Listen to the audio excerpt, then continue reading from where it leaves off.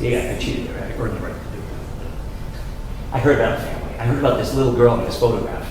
Get this. She's got blonde hair and blue eyes. Why is it relevant? Because it's 1940, Nazi Germany during the Holocaust, and the family just fled Dusseldorf, Germany, on a train where the mother made pre-arrangements to hide her child in a convent in Rixensart, Belgium.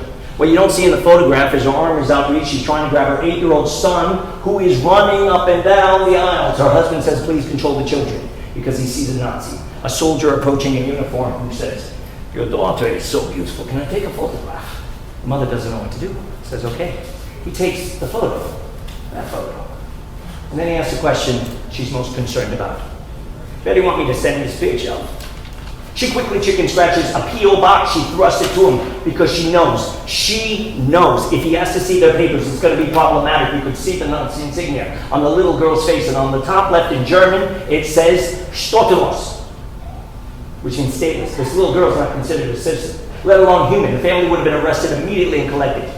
But he let them go their way. Blonde hair, blue eyes, whatever that means. They hid the little girl in the convent, the boy, the brother, in a Catholic orphanage a few blocks away. The parents went into hiding, and they hid, and they hid, and they hid, and they moved again and hid for 5 years. And in 1945, they went back and got the children and went back to their home, which was gone, decimated. His accounting firm gone, decimated. But they got that photo in that P.O. box. Now here's the family reconvene at the end of 1945, where they clean up nice. The little girl's now almost 9. She was 3. She doesn't know her family. She bonds with her older brother, and they made an agreement, a pact, that one day they would have big families, and they both grew up and got married, had children. She had 4 daughters later in life. He grew up and got married. He had 4 daughters too. But those of you who are parents or not, you don't even have to be. Study that man's face. What am I going to do with my children? Where am I going to live? They lived in a small one-bedroom Brussels, apartment in war-torn Brussels, and in 1949 they had a cousin in New York who were able to get a sponsorship to come to the United States of America.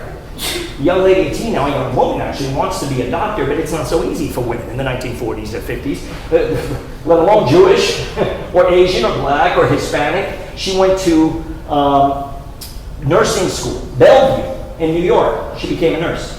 Now, her brother wanted to be an engineer. He did. He went to MIT, top of his class, became an engineer, and get this, he worked at IBM for 30 years. And the illustrious career in the advent of the computer that we know today, even got a fancy Rolex watch after 30 years of service. Now get this, in 1959, the young woman wants to go back to Germany. Wait a minute, what? She goes back to Germany, but this time, she goes back as a first lieutenant in the U.S. Army Nurse Corps. As a military officer, she had a boyfriend who was in the JAG Corps, the Judge Advocate General. He had to salute her. He was a lawyer, right? He had to salute her because she outranked him. She came back, she became an emergency room nurse. And then she became the senior transplant coordinator at UCLA. For 25 years, she became the first president and founder of NACO, the National Association of Transplant Coordinators. You know, we're talking about kidney, liver, heart transplantation, tissue typing. She raised her 4 daughters in Los Angeles in the 1960s, 70s, early 80s, and then later she did something remarkable. You can see her there with the kids, her handsome husband. Oh, I forgot she had a son. The kid, the young man, he's the one introducing his family. This is how I heard about this story. Very nice gentleman.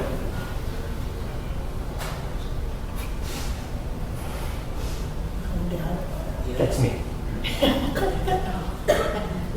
This is the first time I've told this story in this kind of collective environment. I tell it to people in a seminar where they want to know who I am, but never to people to hear their story, and it has more meaning. My father was Olive Hashalom, my sister Diana, Olive Hashalom. My sweet mama, she's 89. She lives in Dallas, Texas. I go visit her every other month. I FaceTime every day. My sister's there, and I get out there as much as possible. I got 4 grandnephews, 1 more. We got a basketball team. When I was 22, I made some money acting. I did all commercials and voiceover work. She said, what are you going to do with your money? I said, I'm going to buy a car, Mama. I'm going to buy a Porsche. She said, no, you're not. You're going to go see the world, and you're going to become a man. So I traveled for 6 months by myself, from Greece to Sweden, everywhere in between. And before I left, my father said, hey kid, call me every Sunday. I want to know you're alive. My mother said, shot. No, if he died, he's still calling. It's before Facebook. But I found all those locations where my mother lived as a little girl, and I documented everything and all the notes as much as I can get, because most of what I know is from my grandmother, my Bula Gussie. And this is my sweet grandmother, that woman who was holding my mother on that train 58 years ago, feeding me, 1967. My grandmother would say to me in Yiddish, Takala, which means sweet boy. They could take away your home, they could take away your business, but they can never take away your soul to start again. And at any given point, we can do this. It is essential, and this is why I do this for a friggin' living. This is why I do this at all. My girlfriend, been together many years, she's Latina, she's from Mexico, Ava, very sweet. She says, honey, you're a white, straight, middle-aged man in America. The world doesn't look at you the same way. I'm not naive, I know that, I get that. But I have a lot of Arab clients, Saudi, a lot of UAE, a lot of Egyptian, and we become very dear friends. But when I first meet them, sometimes they say, Joshua Schulman, are you Jewish? Are you a Jew? And for half a second, I'm going to go, is that okay, Ahmed? Are we good, brother? And we are. And we become very close.